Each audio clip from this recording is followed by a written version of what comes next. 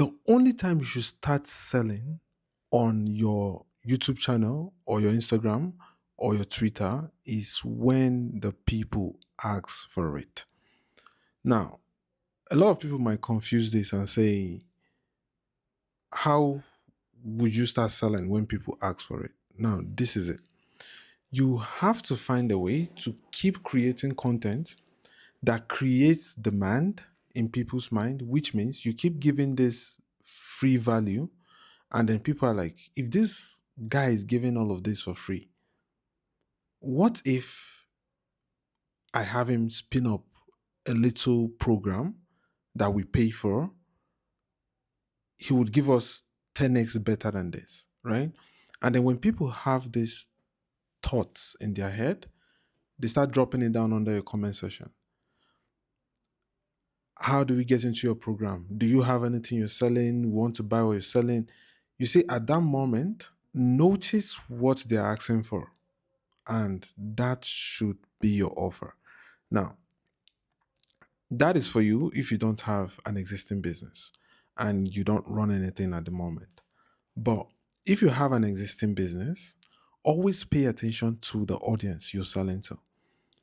Notice sometimes when you make some kind of post, the people you see under a comment section are usually brokers, right? So I like to do this for my clients. I go under their comment section after we've made a post. I go under the comment section and I start looking at the profiles of the people commenting under the comment section. Now, the reason why I only focus on those commenting is because people that comment are the ones actually engaging with the post, right? When they comment, it means they watched it, they understood a thing or two from it, and then they dropped a comment. So they have more intent than those that just double tap and scroll off. So when you start looking at the profiles of these people under your comment section, which means these are the people actually watching your videos all the way through to the end. These are the people enjoying your content. Then you now tell yourself that, oh, okay, if these are the kind of people enjoying my content, what do these kind of people buy? Right? And that's when you now interact with them a little bit under the comment section. And then you speak to one or two persons in the DM and ask them what their problems are or what they want solving. Why do they enjoy your content? Why do they keep coming back? And then they will tell you, right? The audience will tell you, okay, this is why I like your content and this is what I want. And from that moment on, you take that data, go look at your existing offer. Is this what I'm doing now? Or am I doing the opposite? If this is not what you're doing now and you're doing the opposite, but then you still get clients, you still make sales every single month, and you are not running on a loss, what you do is spin up a little offer that aligns with what you got from the audience. The little survey you conducted. Sometimes I used to ask my clients to kind of like do this on their stories, right? So they ask these questions on their stories and then they get replies. We just take the data from there. Sometimes I actually usually prefer doing it in the DMs just because you get to connect with these people one on one. Now, you already have an offer that is working pretty fine for you. You're making money with this. Spin up something else that would suit this audience because you don't make millions by selling one thing, right? Let that sink. You don't make, in fact, you don't make 100K a month by selling one thing, except you're running ecom and then you stumble upon this product that's not so saturated and then you can sell that and make 100K. But before you make 100K, trust me, a lot of people in the space would have caught on and then they would start flooding the market with the same product. So back to the service business guys. If you spin up a low offer that will suit the audience after the survey you've conducted, then you push it into the market, you test it. Now, it might be a low ticket thing or it might be a higher ticket thing. It just depends. Whatever thing you discover from the little survey you will do, spin up an offer in that specific direction. Now, when you spin up an offer in that specific direction, it brings in people who think like that, who agree with the survey you did. And then instantly you would get 2 to 3 customers within 24 hours. That's a guarantee. Just because these people keep coming back, these people keep watching your videos, these people watch the video all the way to the end, and they drop comments under the videos, which means if you drop the next thing, you drop the next offer, they would see it and they would want to jump on it because that is what they want. You discover that from the survey you did, right? So now it depends on how big your following is. So you get a couple of customers in that first day. And then when you get those people in, you hop on an onboarding call with them and ask them, okay, what do you like about this? And the most of the times people always like hype up the product when they come in for the first time. Just because probably you're the one on the call and they've always wanted to speak to you. So when you're speaking to them, they're all excited and then they're like, oh no, this is the best thing I've ever done, whatever. They all yap.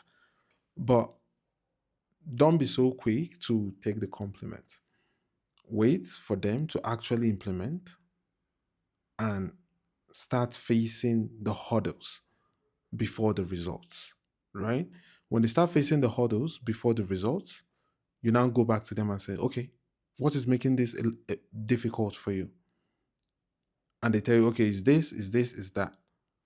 And then you come back to your team. How do we make these hurdles disappear? How do we make them go away?